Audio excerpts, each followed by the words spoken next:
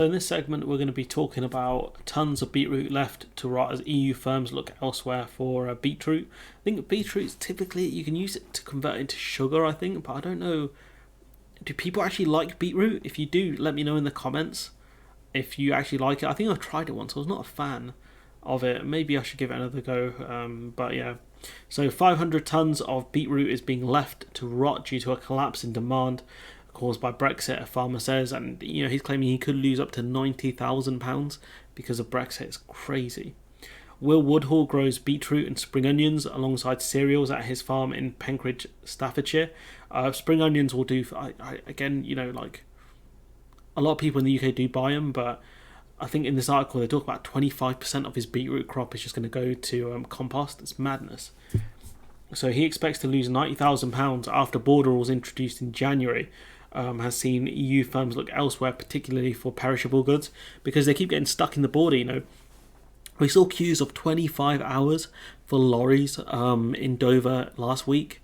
It's just madness, and the simple fact is, you can't, if these goods last, a few days or a week or so, by the time you get them, their shelf life is going to be probably about 2 days. And you're gonna have to put these on the shelf. You're gonna have to hope someone buys them within 2 days, which is not really going to happen. Mr. Woodhall said he expected to turn the crop into compost instead, so he's going to use it to enrich other plants or other crops. But again, he's lost a lot of money here. He said, I was driving down the road and got a phone call, which I had to resist my urge to say, making my way downtown, walking fast. He said, I was expecting it to be, can we have 5 more loads, please? But it was, that's it, no more homes for it. And, I don't know why he was expecting to sell more, but evidently that is not the call he got. He said, I've been trying to get rid of it, left, right and centre, trying food schemes and various things, but haulage is an issue and no one wants to pay for it. We have a lorry driver shortage in the UK, and transporting it around the UK is a problem. Transporting it to the EU is a nightmare because of Brexit. Although Britain voted to leave the EU in 2016, last year was the first year outside of the single market and the customs union, hence why we're seeing problems.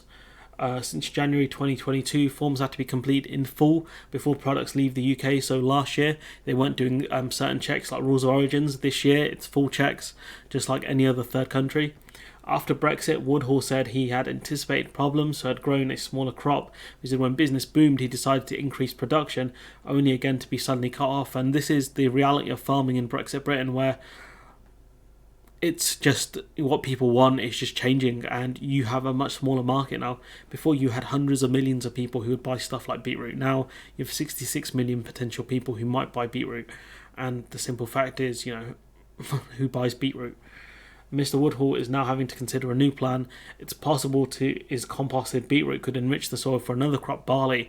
But I can't imagine that's going to increase the value of barley too much if you say, I've enriched it with beetroot. I don't think people are going to care that much. He goes, barley is used for beer, which he believes could prove more of a stable market because British people love beer, probably more than they love beetroot.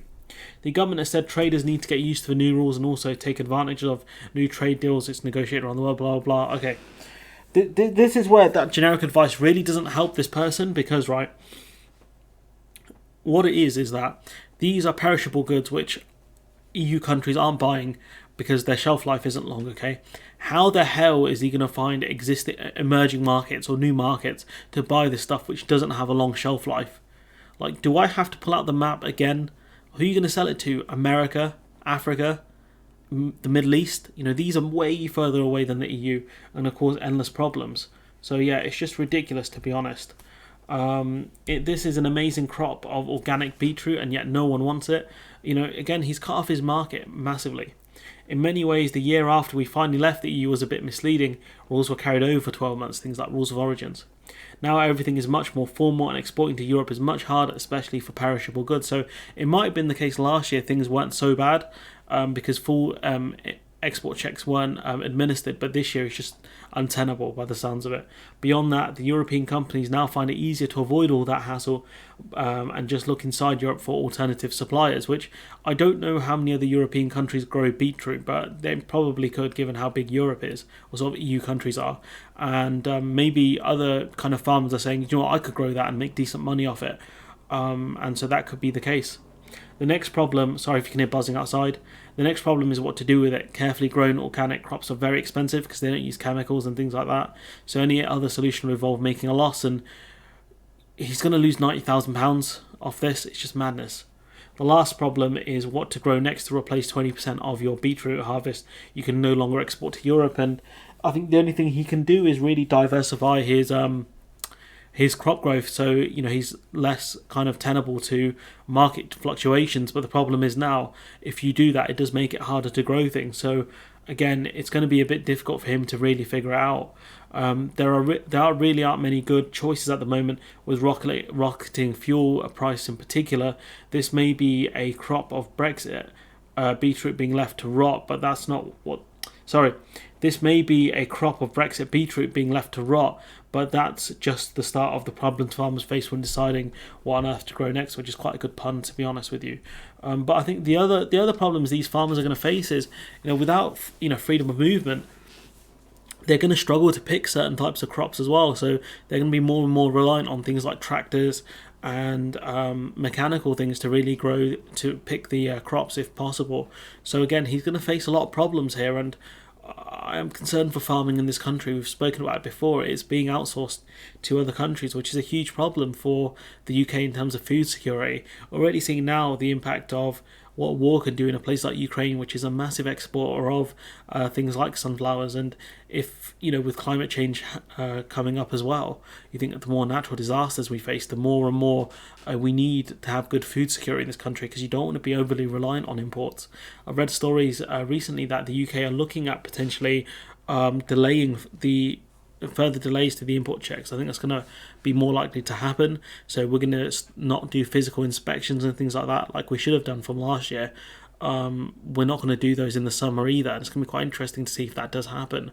What I'll do is I'll try and cover that story if I have the chance, and then once it does happen, I'll definitely cover it at that point. But what are these farmers meant to do? I know a lot of people aren't going to have a lot of sympathy. We don't know how this gentleman votes or voted in the past, but maybe it's time he really thinks about that as well, because he's lost £90,000, or he's going to lose around £90,000 from this beetroot. And I don't know what he's going to grow in the summer months, but he could make a loss on that as well, or not make as much as he anticipated.